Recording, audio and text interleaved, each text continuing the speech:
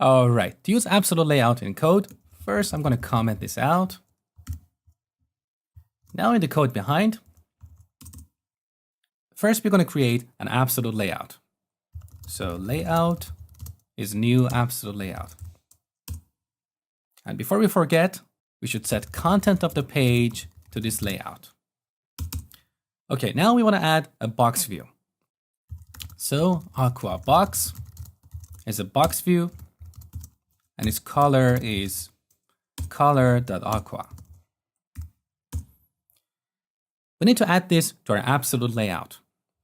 So layout.children.add aqua box. Now this add method has a few different overloads.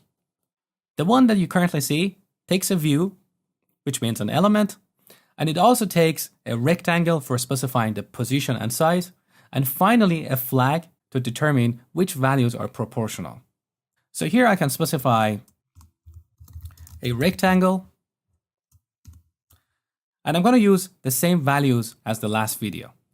So 0, 0, 1, and 1. And they all are proportional. So as the third argument, we use absolute layout flags.all. Now, similar to what you learned about using grids in code, this add method internally calls one or more static methods on the absolute layout class. So we've got absolute layout set layout bounds, which takes an element like aqua box and a rectangle. So new rectangle.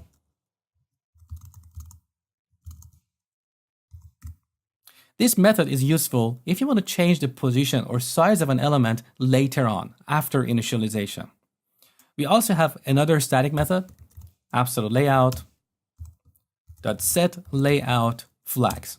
So if you want to change any of the flags, again, we pass our element, and this time we can use a different flag. So what I want you to take away here is that this add method internally calls these static methods on the absolute layout class. So this is how we use absolute layout in code. To save your time, I'm not going to repeat this example with the white box and the button.